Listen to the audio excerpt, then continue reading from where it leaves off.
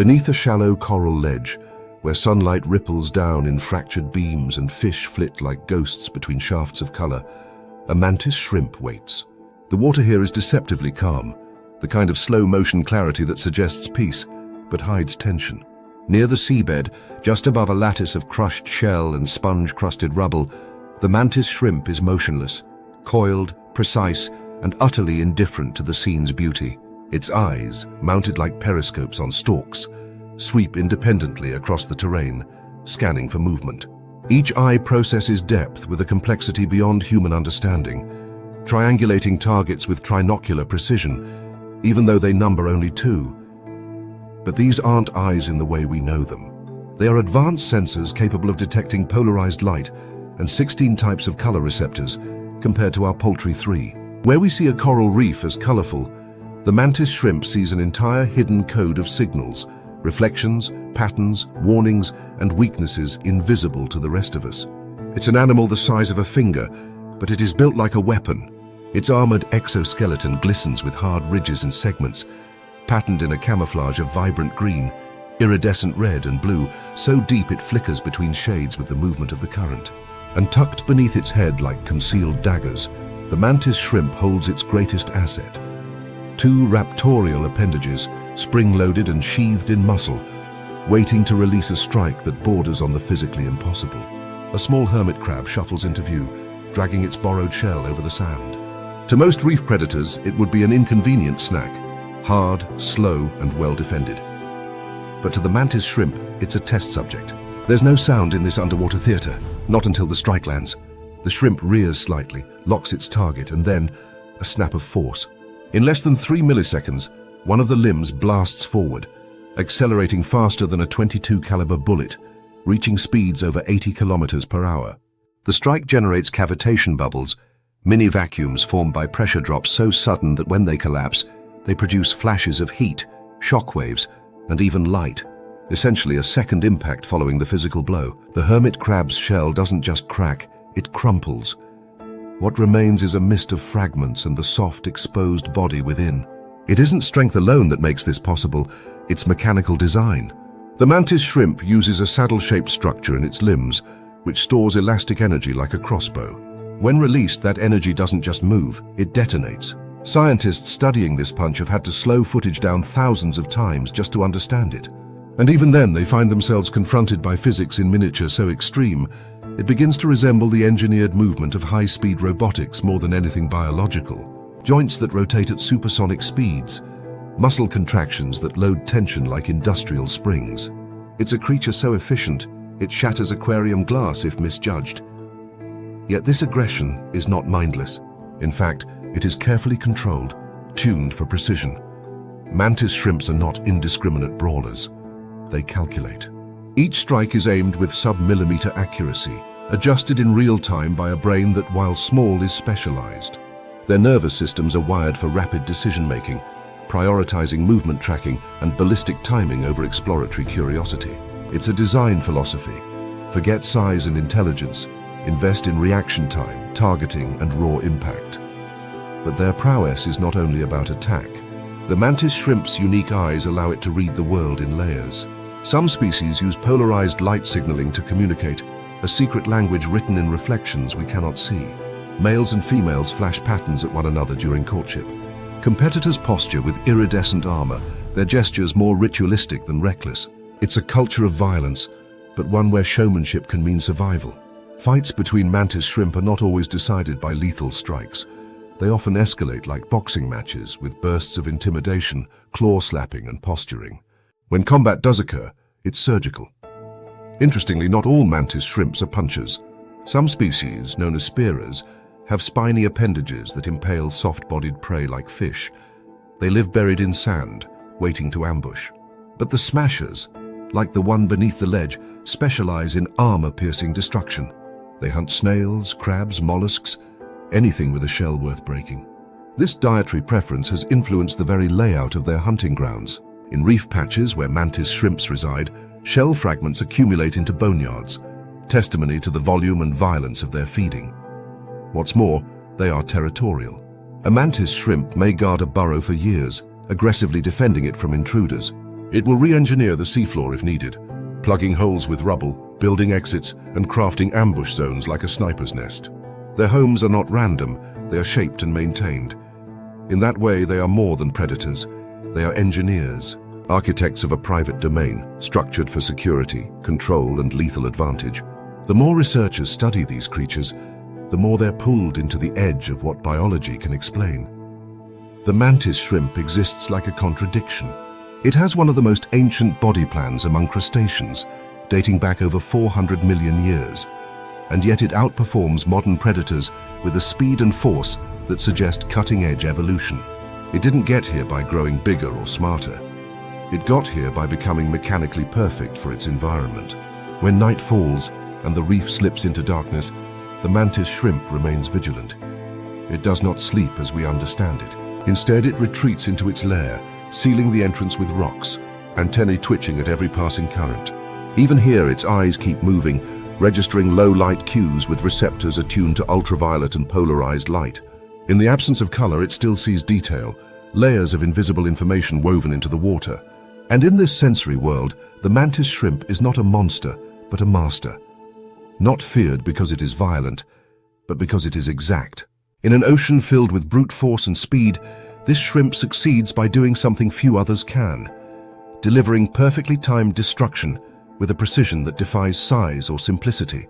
It is nature's miniature bioengineer, a living example of how evolution rewards not just strength, but ingenuity and the capacity to weaponize physics itself. Far below the sunlit shallows, where the reef-dwelling mantis shrimp reigns with explosive bursts of speed, the ocean begins to change character. Light bends and fades until it vanishes altogether. Pressure increases with every meter, compressing space and silence into a crushing stillness. At a depth where most creatures dare not go, the world is not dark. It is absolute. Here, there is no horizon, no noise, and no warmth.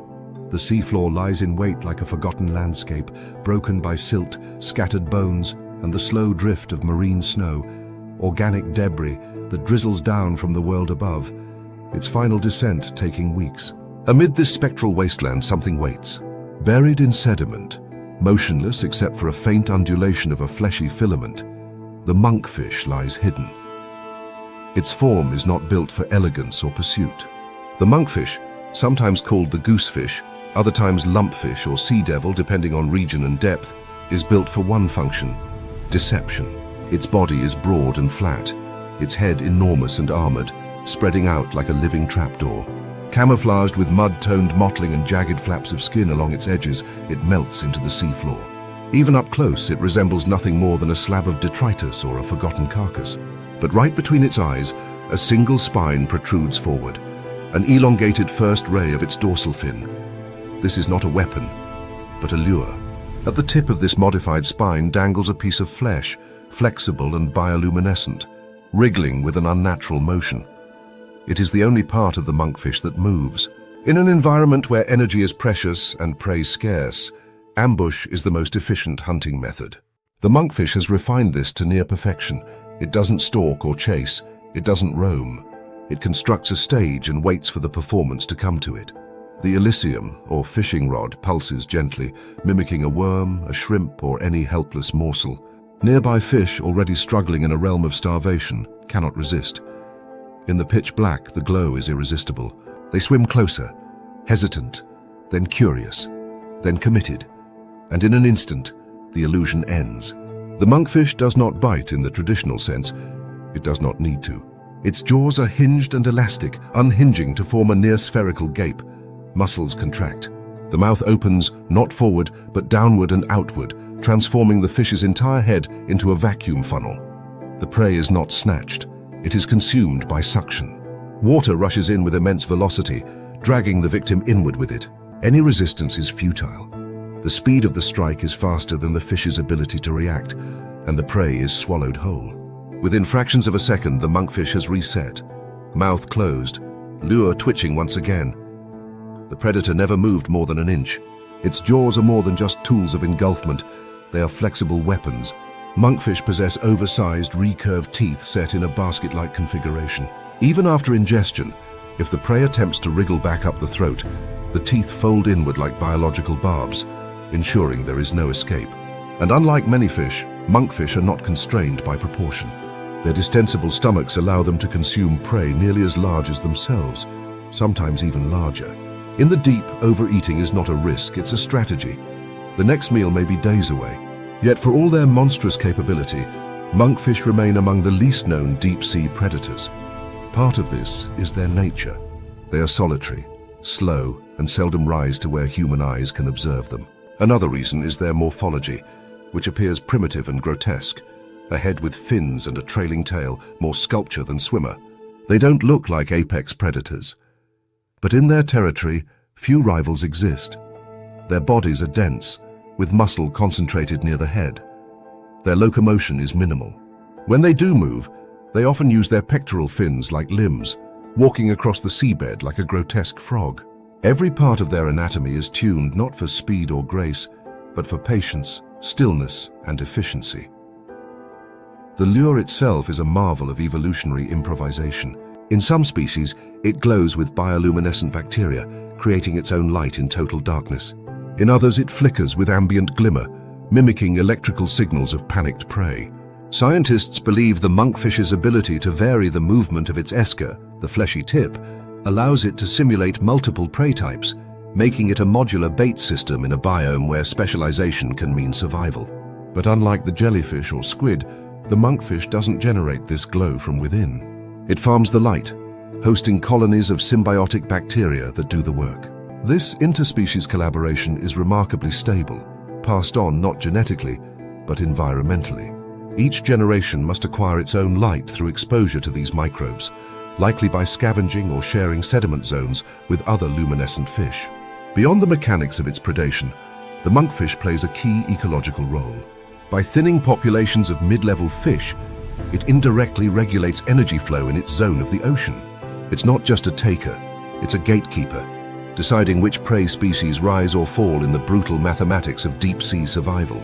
And when it dies, its own body becomes a banquet. Its flesh feeds scavengers.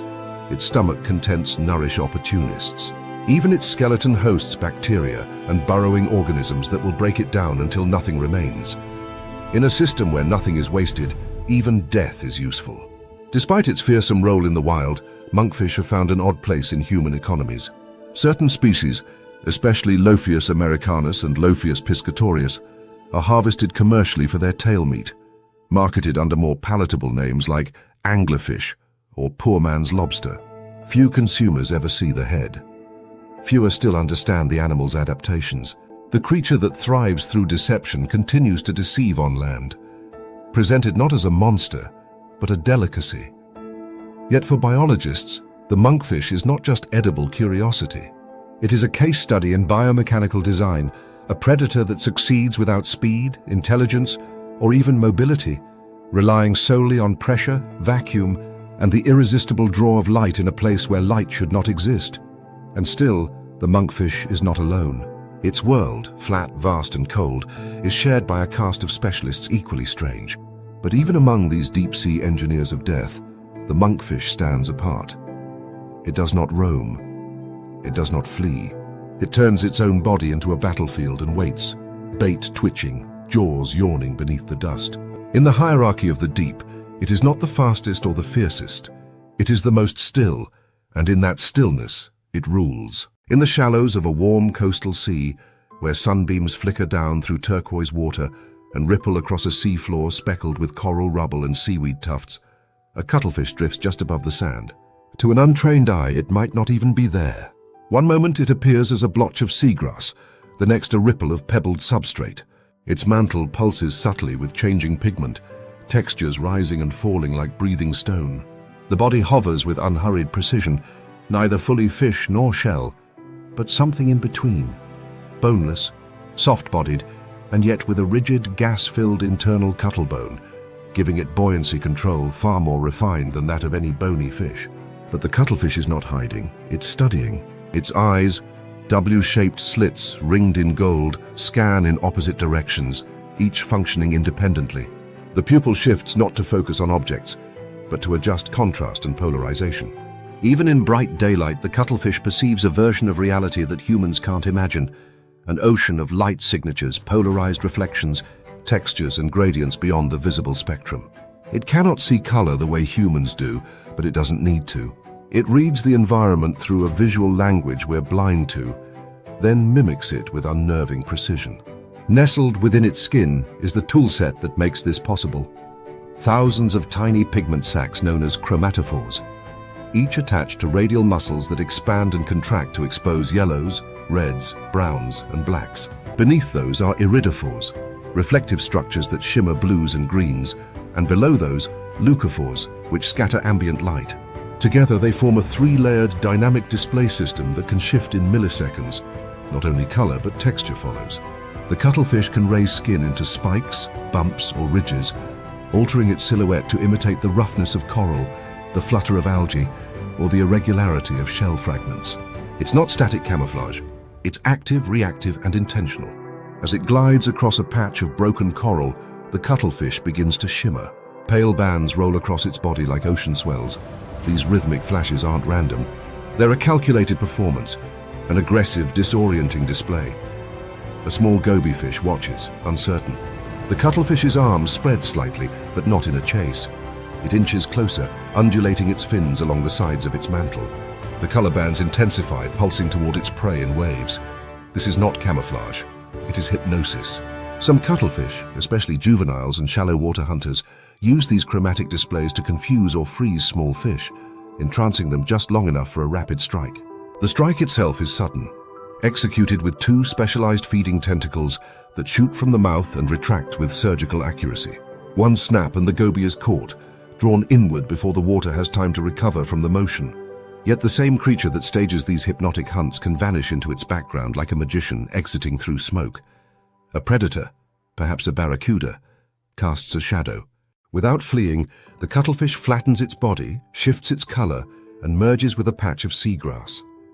The transition is instant. It doesn't simply hide, it becomes unnoticeable.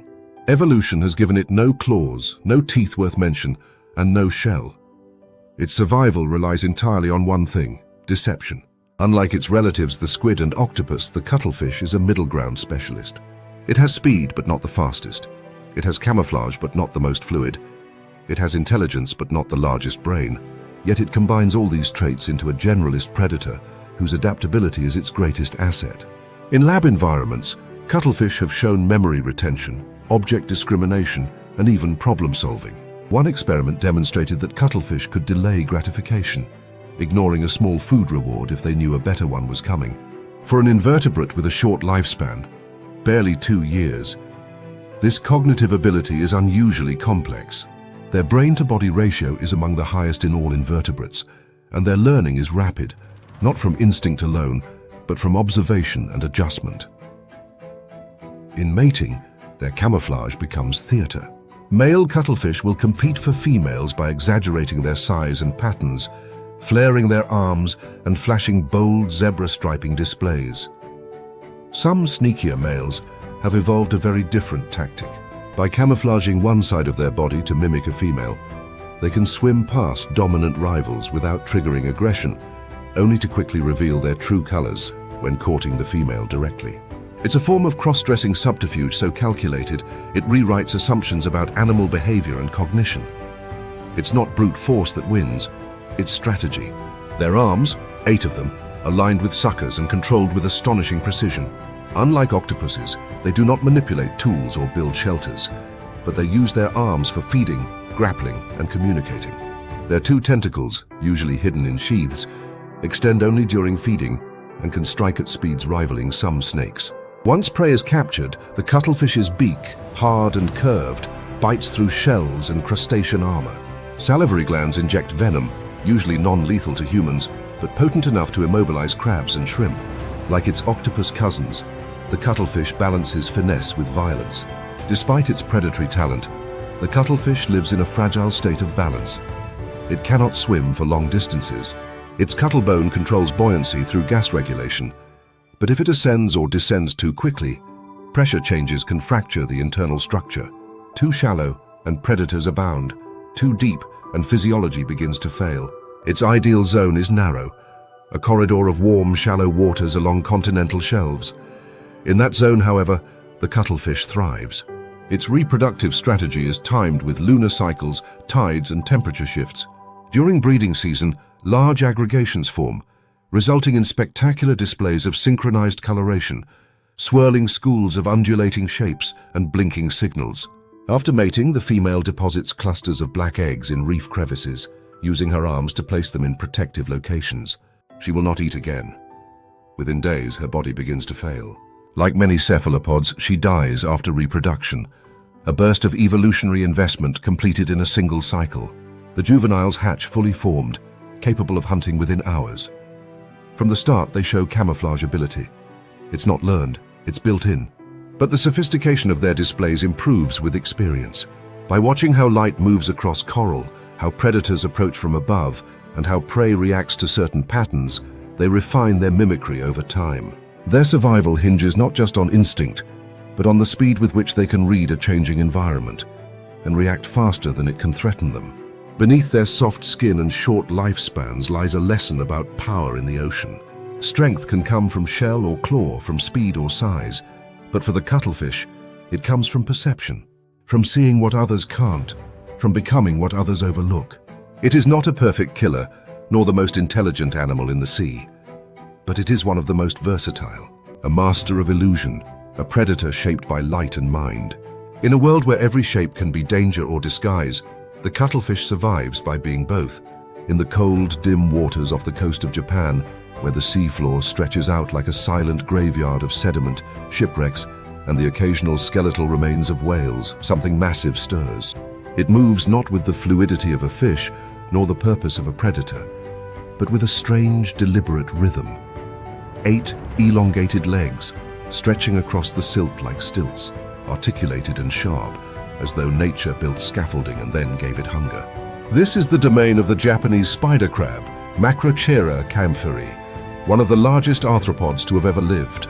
Seen from a distance, it barely resembles an animal at all. It looks more like a machine that wandered out of deep time, rust-colored, spindly, and silent. The environment it inhabits is stable, but unforgiving. Between 150 and 300 meters deep, sunlight barely penetrates. The pressure is relentless. Temperatures drop to near freezing. Few predators hunt here, but food is just as scarce. In this slow-motion ecosystem, death is constant and recycling is essential. Here, the spider crab thrives, not as a killer, but as a cleaner. It picks its way across the benthic plains like a janitor of the abyss, trailing over whale bones, dead fish, mollusk husks, and anything else that once pulsed with life. Its role isn't flashy, it's fundamental. Without creatures like this, the seafloor would choke on its own waste. The crab's anatomy is both alien and calculated. Its body, though relatively compact, is suspended by legs that can reach over 12 feet from tip to tip. These legs give it scale but not speed.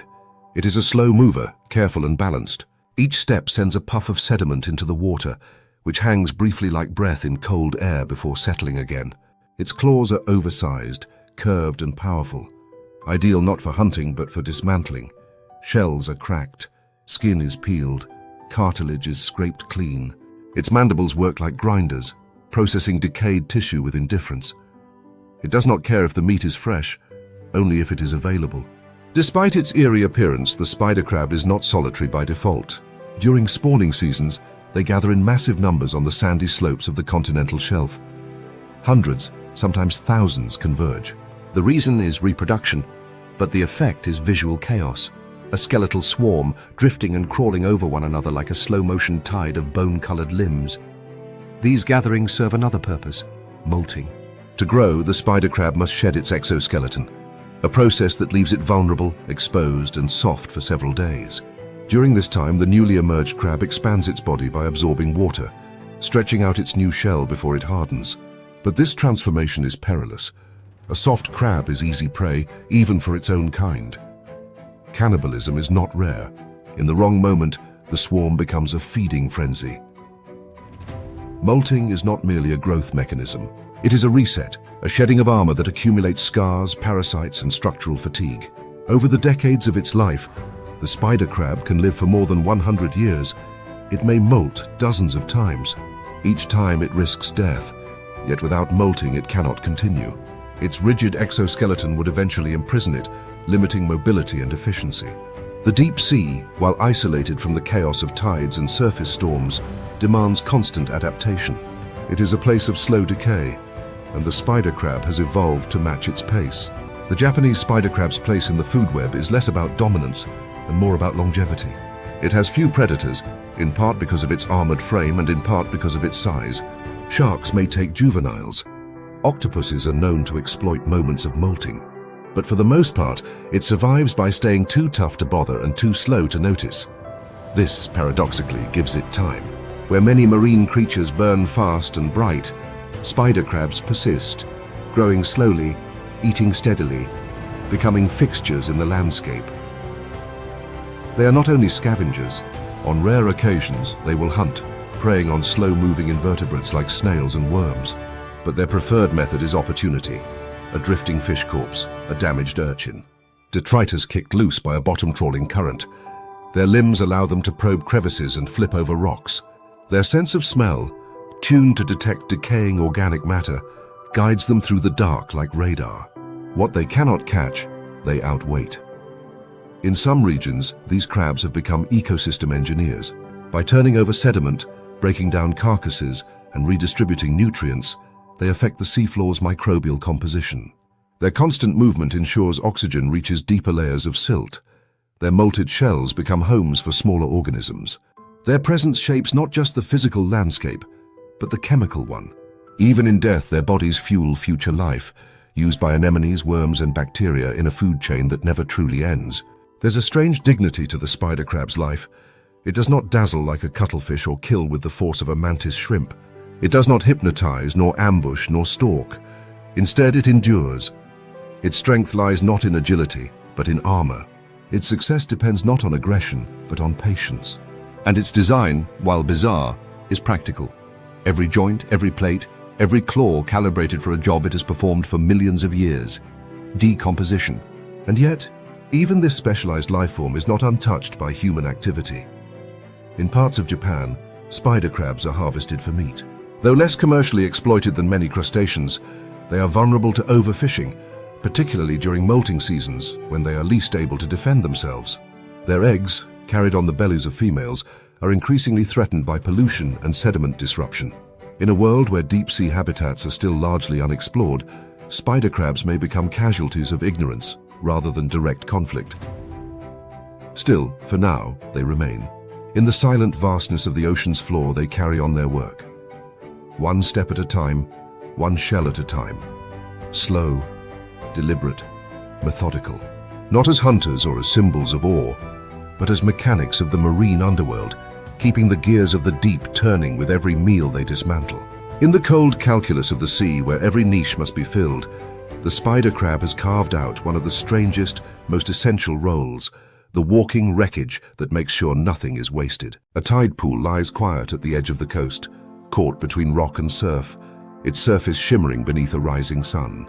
Barnacles cling to stone, kelp drapes lazily in the current.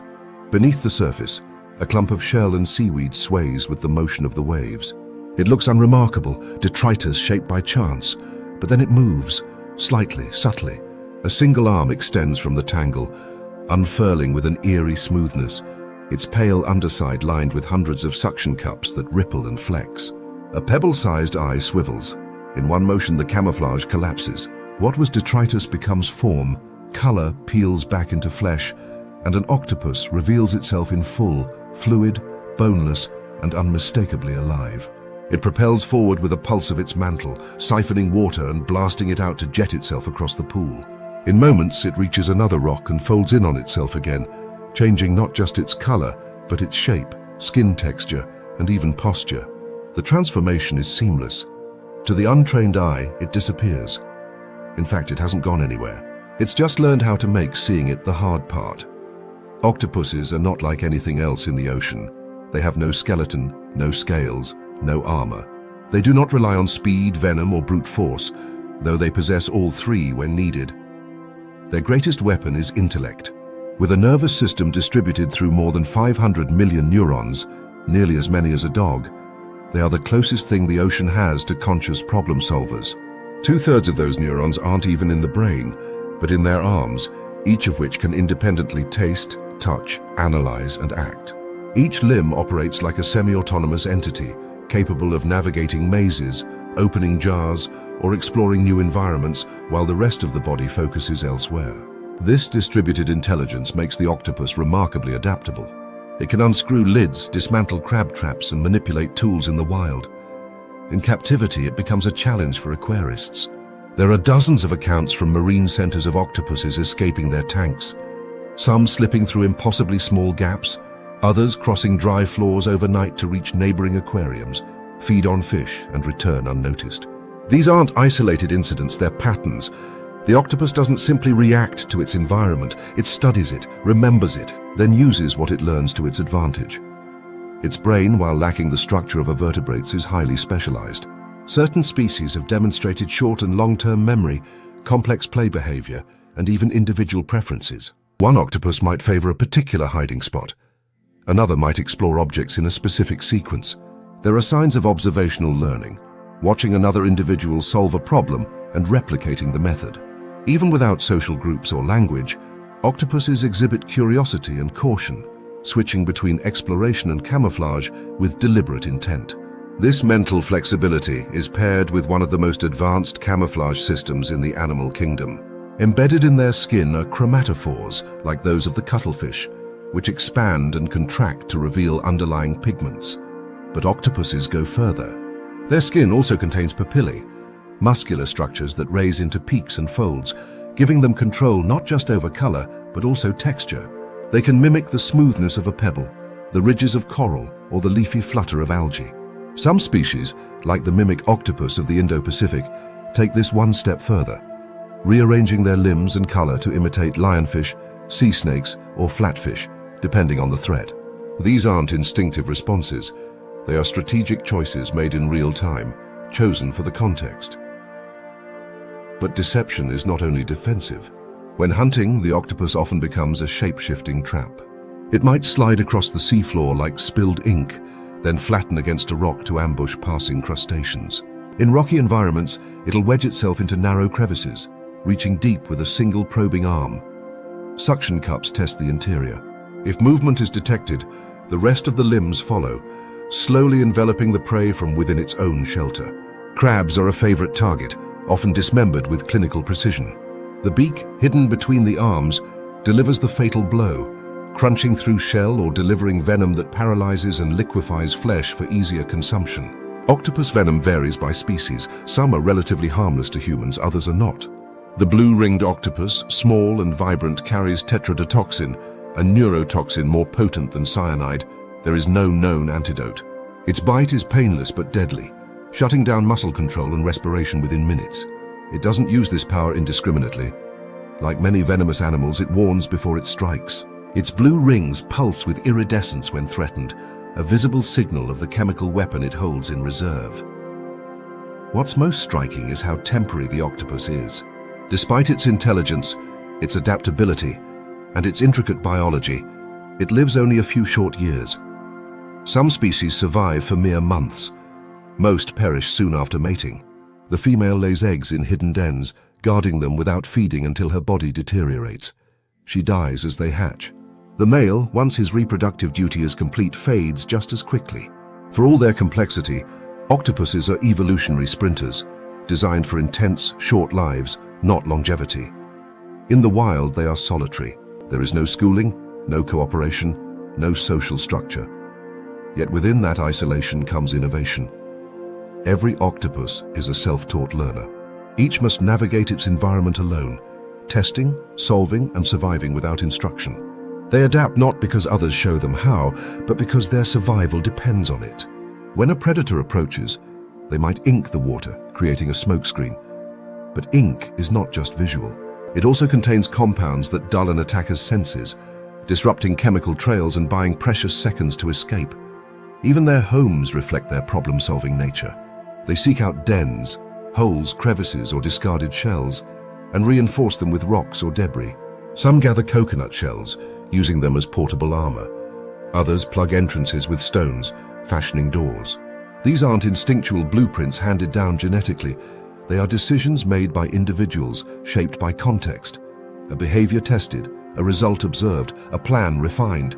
There's a term often used by biologists when studying octopuses: convergent evolution. Despite having no close relation to mammals, they've developed behaviors and problem-solving skills that echo those of more familiar animals.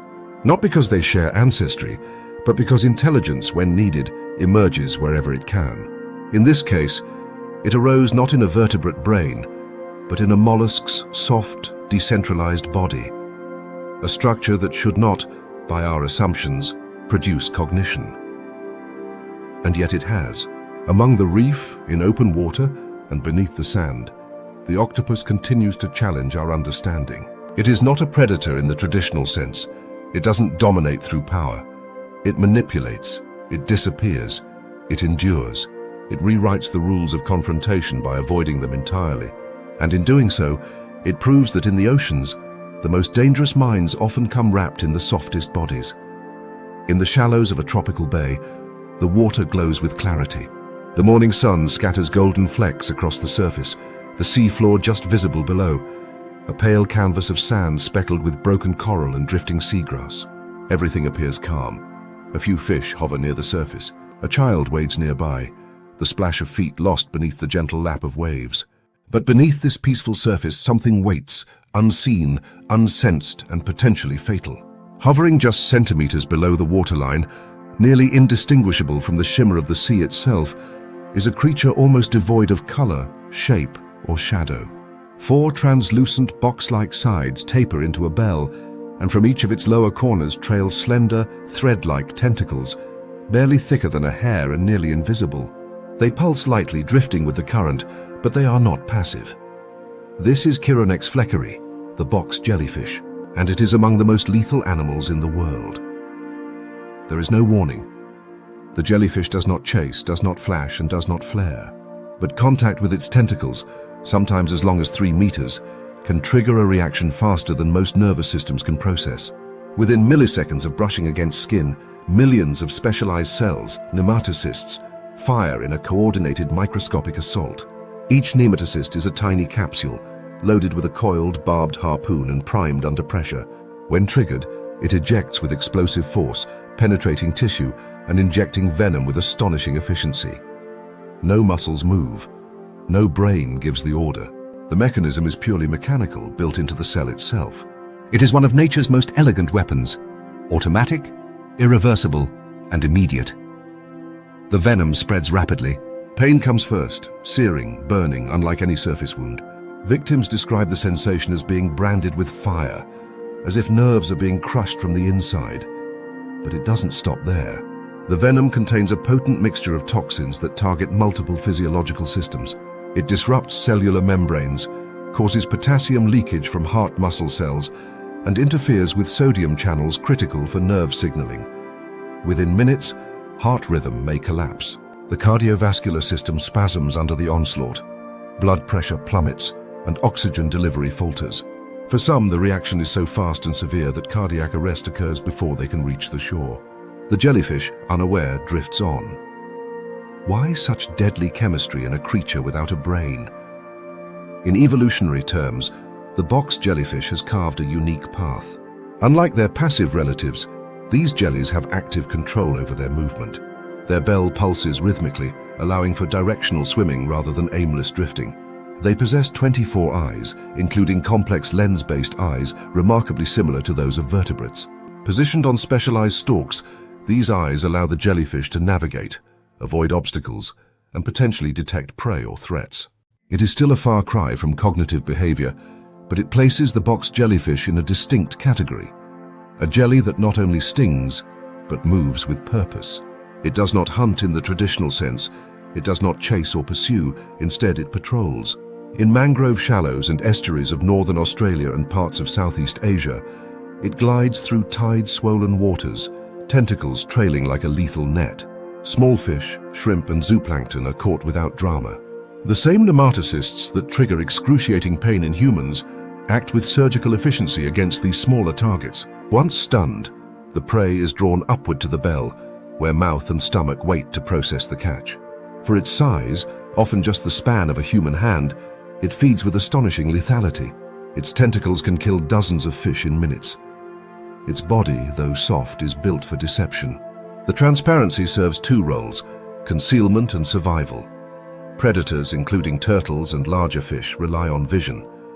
The box jellyfish offers nothing to see. Even its internal structures are faint: wispy lines of musculature, reproductive organs, and canals for nutrient transport.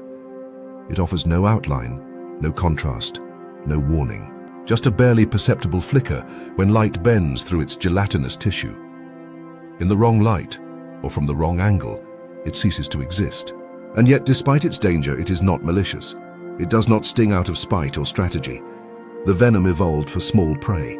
It is our biology, so similar in ion transport mechanisms to that of fish, that makes us collateral damage. Still, few marine creatures inspire the same caution. In regions where box jellyfish are common, beaches close after rainfall when estuarine jellyfish are flushed into open bays. Protective nets are deployed. Vinegar bottles are mounted like life preservers. In severe cases, tourists are barred from swimming entirely. It is one of the few marine species that dictates human behavior on its own terms. Scientists have spent decades trying to unravel the full mechanism of the venom. It's not a simple toxin. Instead, it's a complex cocktail. Some components punch holes in red blood cells. Others induce massive calcium influx in heart muscle. What makes box jellyfish venom so terrifying is its synergy. No single toxin causes death. It's the coordinated failure across systems that leads to collapse. In lab studies, the venom causes heart cells in petri dishes to beat uncontrollably, then fall silent. In living victims, the same pattern plays out in real time. Some survive the initial shock. Others don't make it to the shore. Yet even this invisible sniper has predators. Sea turtles, immune to the venom, eat box jellyfish with apparent indifference, biting through their gelatinous bells and ignoring the flailing tentacles. Juvenile fish sometimes dart around them, stealing prey or hiding within the jelly's bell, a dangerous game that occasionally backfires. And like many marine invertebrates, box jellyfish are vulnerable during early development. As planktonic larvae, they drift like dust, feeding and growing before taking on their adult form. In these stages, they are prey before they become predator. Still, their life is fleeting. Most box jellyfish live less than a year. They spawn sexually, releasing eggs and sperm into the water. Fertilized larvae settle onto the seafloor, where they become polyps, small, immobile clones that can bud off genetically identical medusae when conditions are right. This alternation between stationary and free-swimming forms is a hallmark of jellyfish evolution, a reproductive system built on resilience rather than longevity. In the end, the box jellyfish embodies a paradox. It is ancient. Its lineage predates fish, reptiles, even dinosaurs. It is brainless, yet equipped with eyes and directional control. It is soft, yet it kills faster than most predators with teeth or venomous fangs.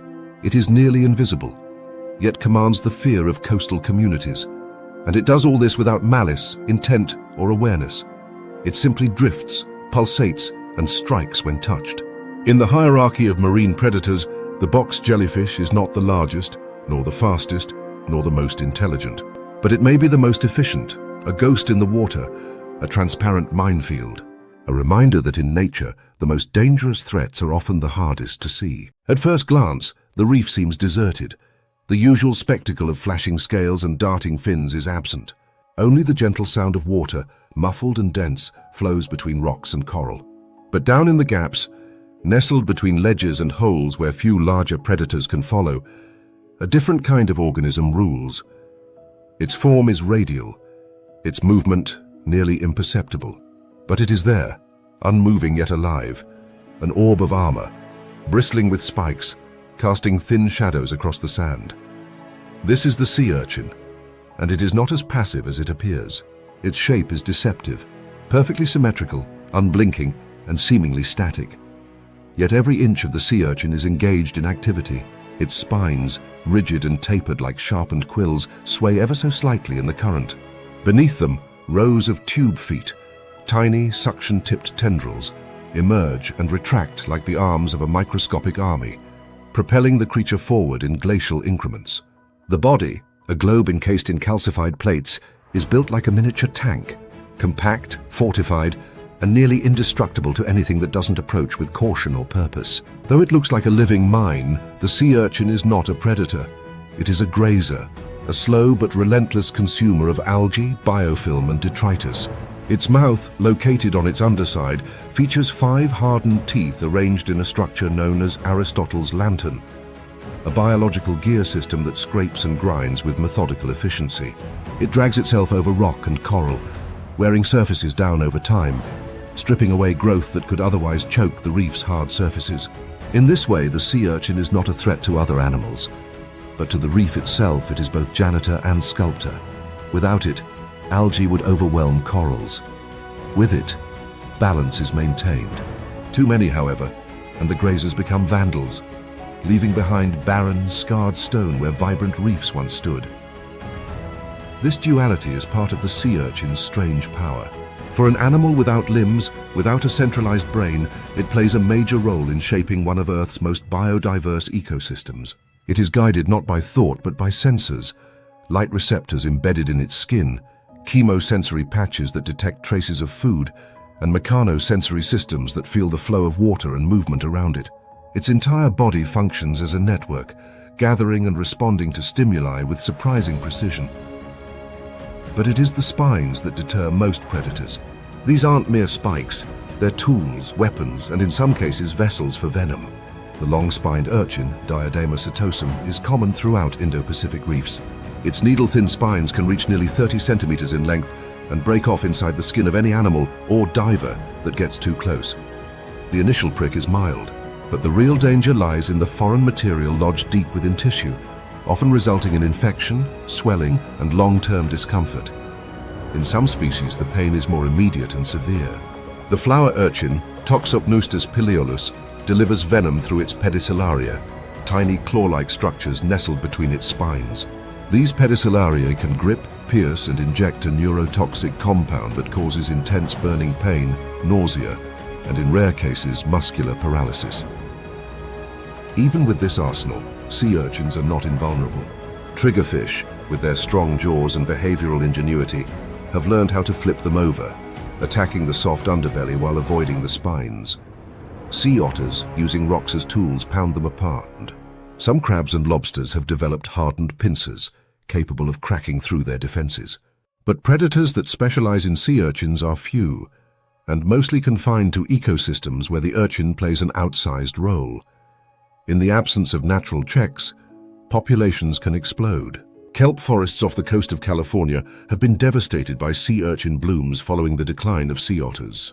With few enemies, the urchins spread unchecked, devouring the base of the kelp until entire forests collapse. Their spread is slow, but coordinated. Sea urchins can migrate en masse, hundreds of individuals crawling together across rock and sand in synchronized foraging waves. These urchin fronts move silently, transforming seascapes as they go, leaving behind barren grounds known as urchin barrens.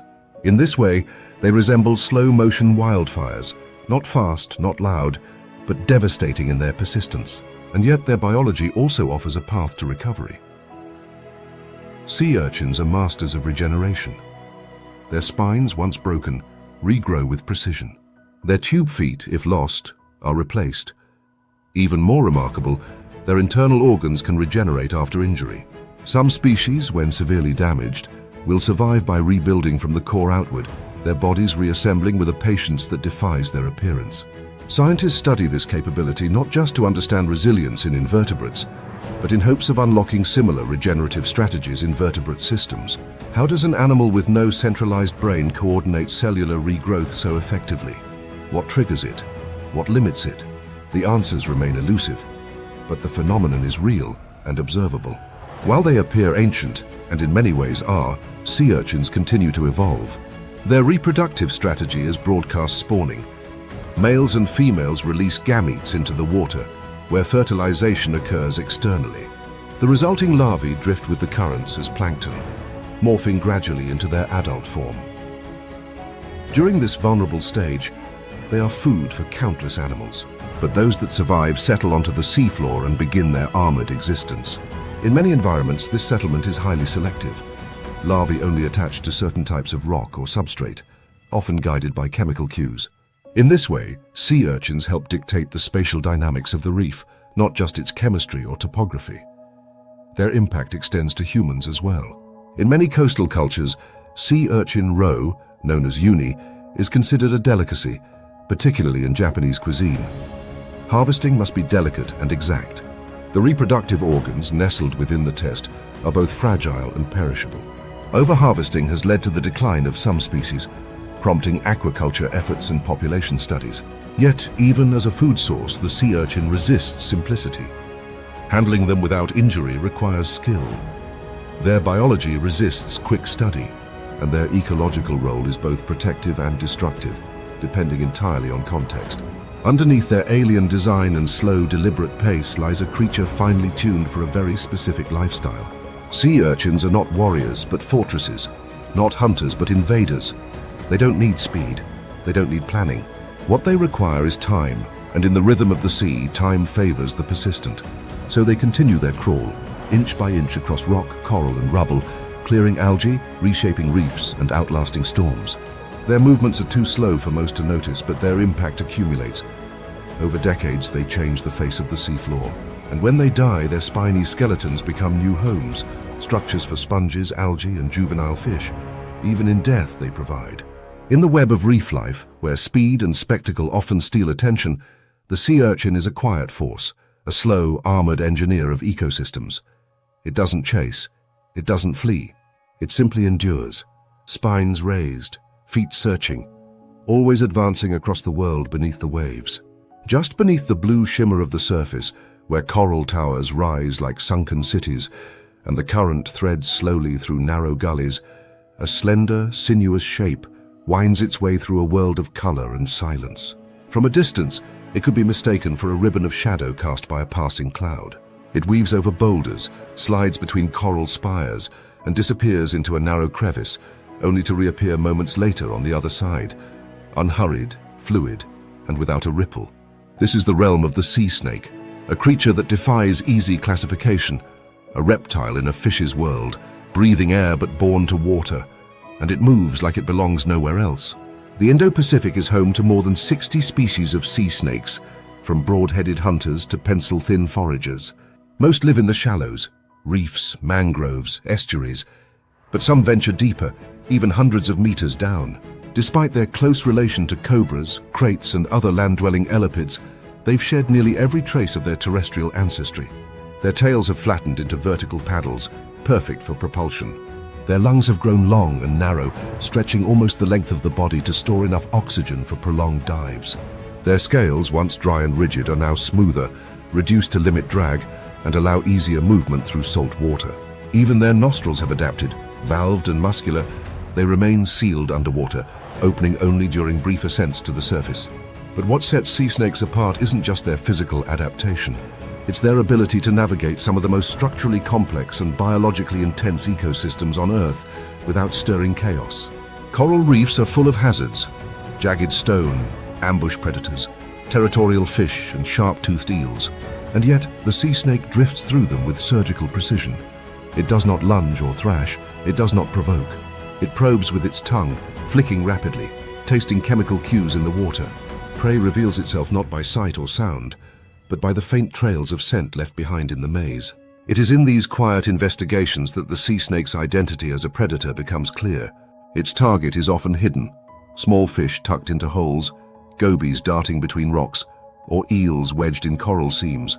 The snake approaches slowly, sensing not just presence but vulnerability.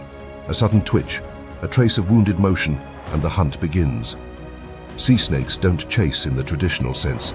They corner, they block, they infiltrate. With a slender body and the ability to coil through spaces too narrow for most predators, they exploit the geometry of the reef like a burglar navigating a familiar floor plan. And when the moment is right, they strike. The venom of many sea snakes is among the most potent in the animal kingdom, more toxic, drop for drop, than that of any terrestrial snake.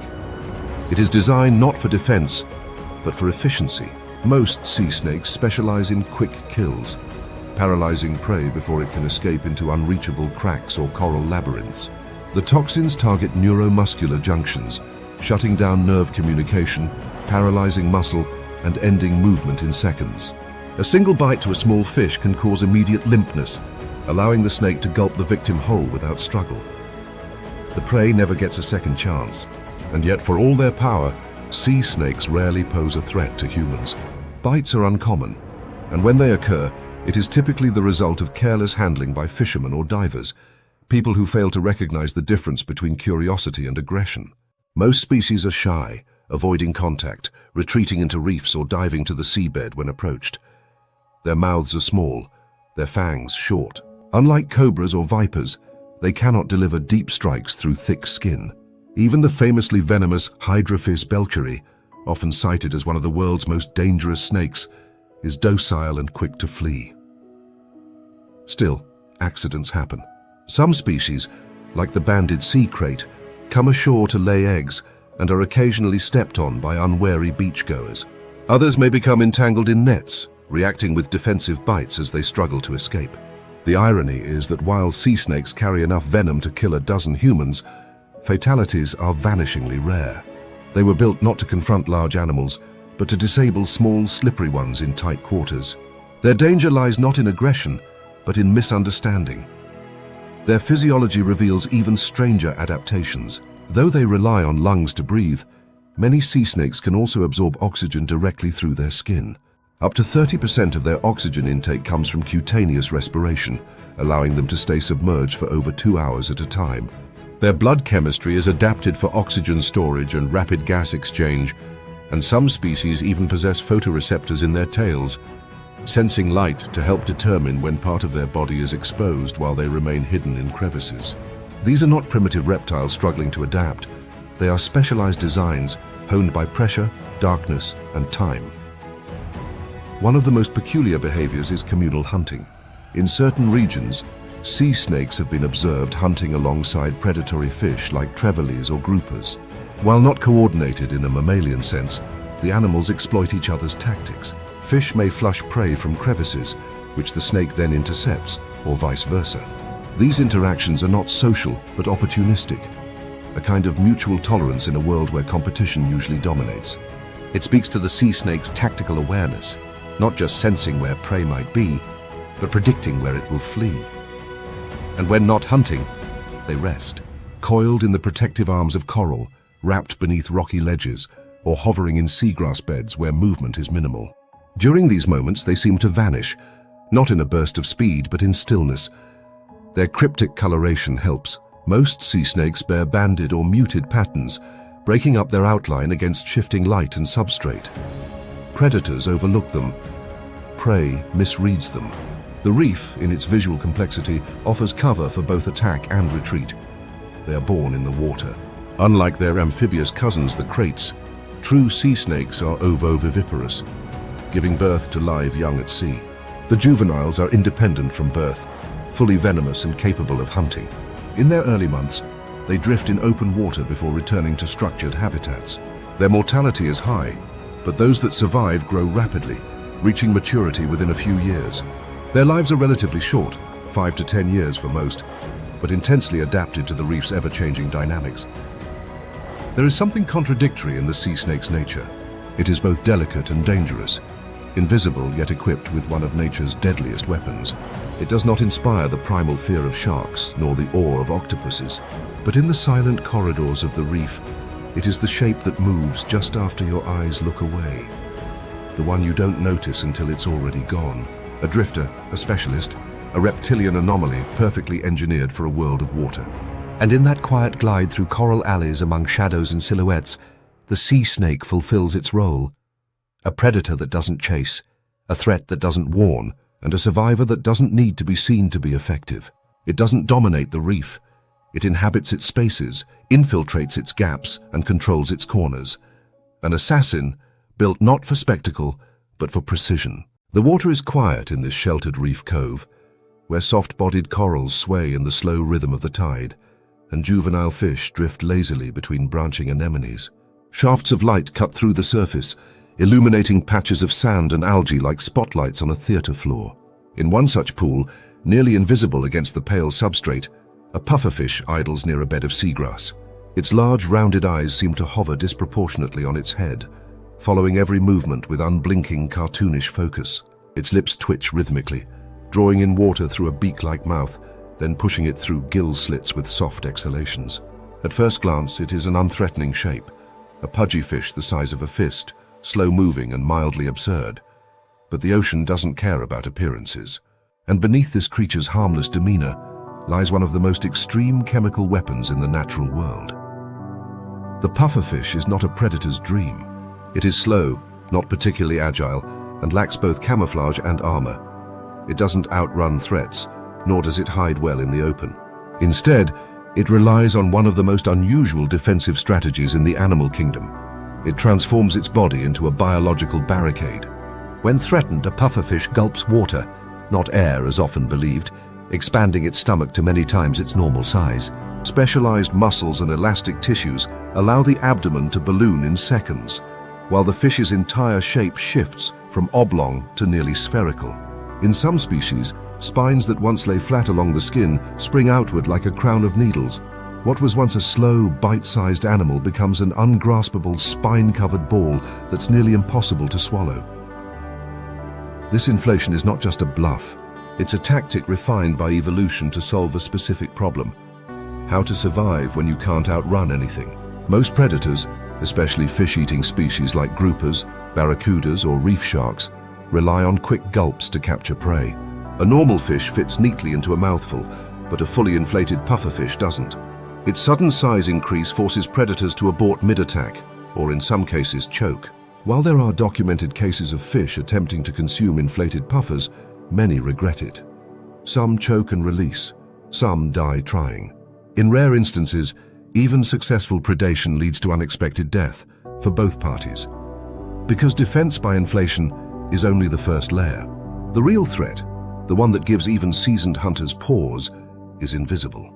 Lurking within the tissues of many pufferfish species is a compound called tetrodotoxin, a neurotoxin so potent that it outclasses cyanide by orders of magnitude. It blocks voltage-gated sodium channels, the molecular gates responsible for transmitting signals through nerves and muscles. When tetrodotoxin enters the bloodstream, it paralyzes muscles, including those that control breathing and heartbeat. Victims remain conscious while their body ceases to respond. In sufficient doses, death follows in minutes. There is no known antidote. This toxin is not produced by the fish itself, but by symbiotic bacteria housed within its organs, skin, and sometimes ovaries. The fish doesn't manufacture poison, it cultivates it, often inheriting the bacterial colonies from parents or acquiring them through diet. In the wild, this system serves a clear purpose. Most predators avoid pufferfish, not because they know what tetrodotoxin is, but because somewhere in their ancestry, someone learned the lesson. Even humans, the most daring omnivores on the planet, have not escaped its dangers. In Japan, where pufferfish, fugu, is considered a delicacy, chefs undergo years of training and licensing to prepare it safely. Yet poisonings still occur, usually from amateurs or misidentified species. The line between exquisite cuisine and fatal mistake is as thin as a razor fillet. Despite its terrifying chemistry, the pufferfish is not reckless. It doesn't inflate for fun, nor does it brandish its toxins with bravado. Inflation costs energy. It stretches muscles and organs in ways that are unsustainable over time. The fish can't breathe normally while inflated. It cannot swim properly, and the process leaves it temporarily exhausted. A panicked or frequent inflation can damage the stomach lining, impair vision, or make the fish vulnerable to secondary attacks. In other words, it's a last resort, a gamble, not a shield. Its body language gives clues. When threatened, the pufferfish doesn't instantly puff up. It first freezes, then it angles its fins to appear larger. If that fails, it inflates. It's a tiered system of defense, each step calculated to avoid the next, and even once the threat passes, deflation takes time. The fish must expel the ingested water, reorient its balance, and re-establish proper respiration. During this phase, it is at its weakest. A spiny balloon may deter some predators, but if it can't return to form quickly, it risks becoming stranded or suffocating in its own defenses. Still, for all its vulnerabilities, the pufferfish is not without advantages. Its skin is thick, rubbery, and covered in cells that sense changes in pressure and temperature. Its eyes move independently, scanning surroundings from multiple angles. It can hover mid-water with precise fin adjustments, staying motionless in current or creeping slowly along the reef. Some species can even produce sounds, grinding their teeth or vibrating their swim bladders, communicating with potential mates or issuing warnings. Their brains are small, but their behavioral repertoire is larger than expected. They learn quickly, adapt to human presence in captivity, and demonstrate problem-solving behavior. In some studies, they even appear to recognize individual divers or exhibit curiosity about their surroundings. Juvenile pufferfish face a gauntlet of dangers. They hatch from eggs laid in protected crevices or buried in sand, emerging as tiny, translucent fry barely able to swim. In their early stages, they are nearly defenseless, relying on cover, camouflage, and speed. Only as they grow do their trademark abilities develop. The spines harden, the inflation mechanism strengthens. The tetrodotoxin levels increase as the bacterial colonies establish themselves. By adulthood, they are fully equipped, but even then, survival depends on careful choices. There are species of pufferfish that have evolved specialized niches. Some feed on hard-shelled invertebrates, clams, snails, barnacles, using powerful beaks to crush through calcium armor. Others prefer algae or detritus. This diet contributes indirectly to reef health, keeping algae in check and maintaining open space for coral recruitment.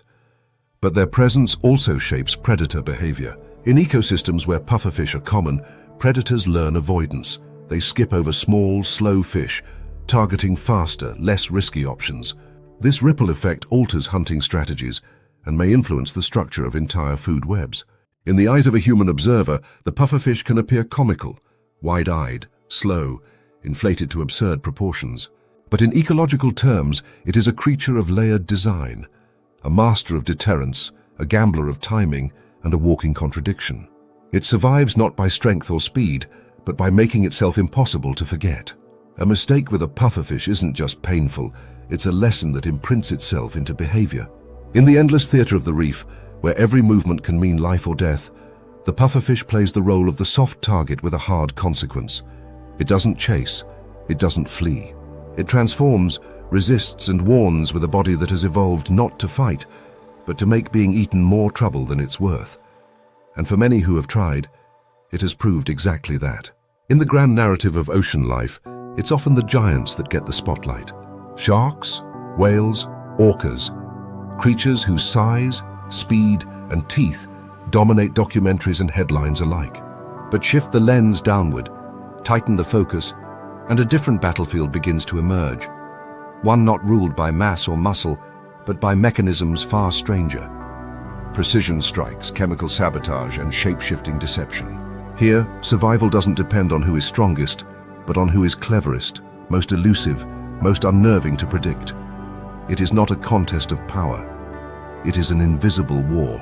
Scattered across reefs, estuaries, and seafloors, these seemingly small or passive animals form a network of evolutionary anomalies, each perfected not through brute confrontation, but through loopholes, bypassing nature's usual requirements by rewriting the rules altogether. The mantis shrimp, for example, doesn't grow large to overcome armored prey. Instead, it turns its own limb into a biological hammer, releasing punches that unleash cavitation bubbles and bursts of heat. It is not the biggest fighter in the ocean. It simply hits faster than anything else alive, weaponizing physics in a way few predators can match. The monkfish takes the opposite approach, not speed or force, but stillness. In a world where movement often means detection, it has mastered the art of non-existence. Burying itself in sediment, it draws prey to its own mouth using a twitching, bioluminescent lure. The energy it saves by not moving is poured into the power of a suction strike so fast it reshapes the water itself. Its body is grotesque by design, an organic trap engineered not for hunting but for ambush, control, and guaranteed capture. Then there's the cuttlefish, a shapeshifter so refined it can impersonate its environment with precision down to the grain. It doesn't just match colors, it recreates textures, shadows, patterns, even the rhythm of nearby movements. It doesn't need a chase when it can hypnotize prey using pulsing waves of chromatic light. Its intelligence, refined through decentralized control and real-time processing, allows it to switch from camouflage to attack posture in less than a second. In its world, visibility is optional. These creatures, while alien in design, share a common theme: survival through subtlety. Sea urchins, for example, may appear stationary and simple, but their defenses are embedded in every inch of their bodies. Their spines deter contact, their venom discourages persistence, and their regenerative abilities make wounds temporary. They are mobile fortresses, able to digest coral, move in herds, and collapse entire ecosystems when left unchecked. Slowness is not weakness here. It is a strategy backed by chemical resistance and time. Box jellyfish take subtlety to another level. Nearly invisible, they drift along the shallows with no sound or shape to warn what they carry. But within their fragile tentacles lies tetramine terror, venom that can shut down a human heart in minutes. They are not aggressive, but they are lethal, built for killing small fish but dangerous to anything careless enough to brush against them. Unlike sharks or barracudas, they don't even move with intent. Their entire existence is predicated on not being seen. And in that absence of presence, they kill with more certainty than many hunters. Sea snakes follow a similar principle. Though they are among the most venomous reptiles on the planet, they rarely bite. They don't rely on speed or ferocity. Instead, they maneuver through reef mazes with eerie grace, their long lungs and paddle tails adapted for silent infiltration.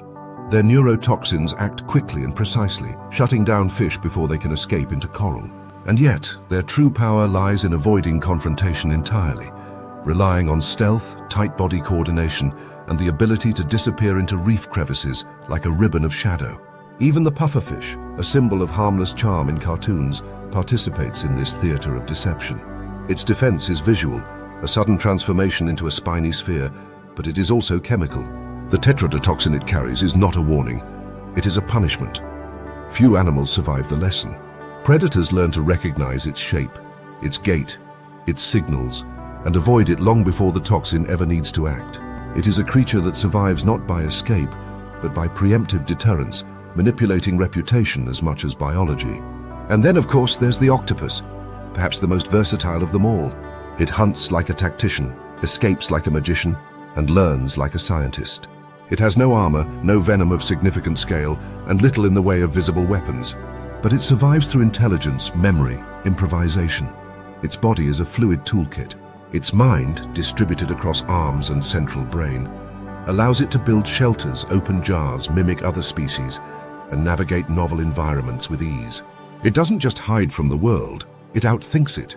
All these animals, disparate in lineage, location, and lifestyle, share a common thread.